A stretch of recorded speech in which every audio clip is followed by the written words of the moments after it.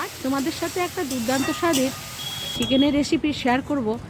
একবার খেলে বারবার খেতে ইচ্ছে করবে এই চিকেন খেয়ে যখন একঘেয়ে হয়ে যাবে তখন একবার আমি যেভাবে রান্নাটা করছি তোমরাও একবার রান্না করে খেয়ে দেখো। আশা করি তোমাদের কাছে খুবই ভালো লাগবে। আমি সুপ্রিয়া, আমার এই ছোট্ট চ্যানেলে তোমাদের সবাইকে স্বাগত জানাই। আশা করি সবাই সুস্থ আছো, ভালো আছো। এখানে আমি 1 কেজি চিকেন নিয়েছি, তোমরা চাইলে কম বেশি করে নিতে পারো। প্রথমে সামান্য নুন, সামান্য হলুদ ও সামান্য লেবুর রস ও সামান্য সর্ষের তেল দিয়ে বেশ ভালো করে হাতে মেখে রেখে দেবো, যাতে মাংস রান্না মানেই হাতে আগে নুন হলুদ ভালো করে মেখে রেখে দিতে হবে 1 ঘন্টার জন্যে। কড়াইতে সামান্য তেল দিলেও হবে, না তেল দিলেও হবে। বেশ কিছুটা শুকনো লঙ্কা দিয়ে দেব, দিয়ে কড়া করে ভেজে একদম পোড়া ভেজে তুলে নেব। তার ফাঁকে আদা রসুন টমেটো বেটে নেব। লঙ্কাটা ভাজা হয়ে গেছে, তুলে নিয়ে বেশ কিছুটা পরিমাণ সর্ষের তেল দিয়ে কিছুটা কুচনো পেঁয়াজ দিয়ে বেরেস্তা করে তুলে নেব।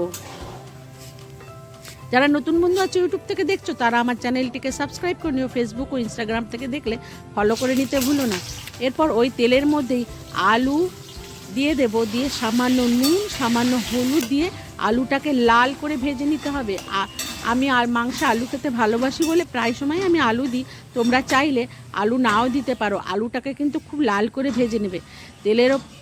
আলু ভাজা তুলে নেওয়ার পর তেলের ওপর সামান্য একটু চিনি দিয়ে, চিনিটা বুজবুজি কেটে উঠলে জিরে শুকনো লঙ্কা গোটা গরম মশলা ফোড়ন দিয়ে ফোড়নের মিষ্টি গন্ধ বেরিয়ে আসলে কুচনো পেঁয়াজ দিয়ে দেবে। তেজপাতা থাকলে দিও, আমার তেজপাতাটা শেষ হয়ে গেছিলো। পেঁয়াজটা লাল করে ভেজে নিয়ে বেটে রাখা মশলা আদা রসুন টমেটো দিয়ে দেব।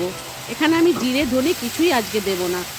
মিক্সির বাটি ধোয়া জলটা দিয়ে খুন্তি দিয়ে ভালো করে নেড়ে চেড়ে নিয়ে সামান্য নুন পরিমাণ মতো হলুদ দিয়ে একটু নেড়ে চেড়ে নিয়ে বেশ কিছুটা পরিমাণ কাঁচা লঙ্কা দিয়ে দেব।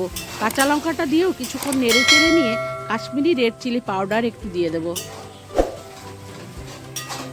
দিয়ে কিছু ভালো করে কষিয়ে নিয়ে মেখে রাখা মাংস দিয়ে দেবো। মশলাটা কিন্তু ভালো করে কষে নেবে।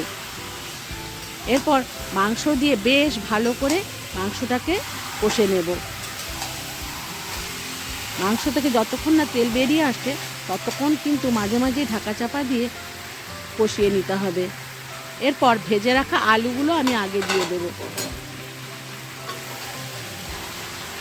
আলু দেওয়ার পরও বেশ ভালো করে মাংসটাকে কষিয়ে নেব।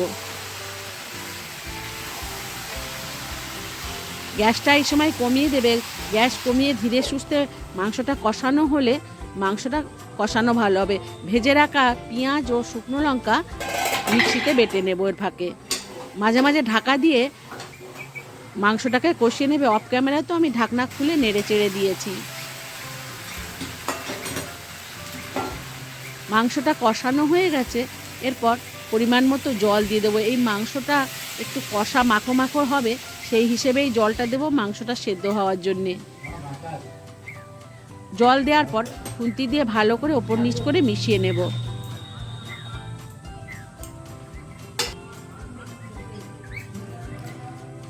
ভাইকে একটা কষা মাংস দিয়েছি, এসে বললো দাও, দিলে বললো একটু নুনটা কম হয়েছে, সামান্য আর একটু নুন দিয়ে একটা ঢাকনা দিয়ে ঢাকা রেখে দেবো। কিছুক্ষণ পর ঢাকনা খুলে আবারও একটু নেড়ে চেড়ে দেবো। মাঝে মাঝে এরকম ঢাকনা খুলে নেড়ে চেড়ে দেবে, উপর নিচ করে দেবে। আবারও ঢাকনাটা দিয়ে দেব। কিছুক্ষণ পর ঢাকনা খুলে দেখো গ্যাসটা কমানো আছে, আস্তে আস্তে কষানো হচ্ছে, মাংসটা সেদ্ধ হচ্ছে। এরপর যে পেঁয়াজ আর শুকনো লঙ্কা আমি ভেজেছিলাম বেটে নিয়েছি, বেটে রাখা শুকনো লঙ্কা ও পেঁয়াজ দিয়ে দেব। এই মাংস রান্নার এই লাস্টের দিকে এই পেঁয়াজ আর শুকনো লঙ্কা বেটে দেওয়াটাই হচ্ছে লঙ্কা পোড়া চিকেনের রেসিপি। এরপর বেশ ভালো করে উপর নিচ করে মিশিয়ে একটা ঢাকনা দিয়ে ঢাকা দিয়ে দেবো। দেখো ঝোলটাও টেনে এসছে এবং মাংসটাও সেদ্ধ হয়ে গেছে। ওপর থেকে গরম মশলা ছড়িয়ে ভালো করে খুন্তি দিয়ে মিশিয়ে গ্যাস বন্ধ করে ঢাকনা দিয়ে ঢাকা রেখে দেবো। কিছুক্ষণ পর ঢাকনা খুলে নামিয়ে গরম গরম পরিবেশন করে দেবো। আজ আমি একটু নিজেই খেয়ে দেখলাম, লঙ্কা পোড়ার গন্ধে মাংসের স্বাদটাও অন্যরকম হচ্ছে আর গন্ধটাও অন্যরকম হয়েছে। পরবর্তী রেসিপি দেখার জন্য আমন্ত্রণ রইল। ধন্যবাদ।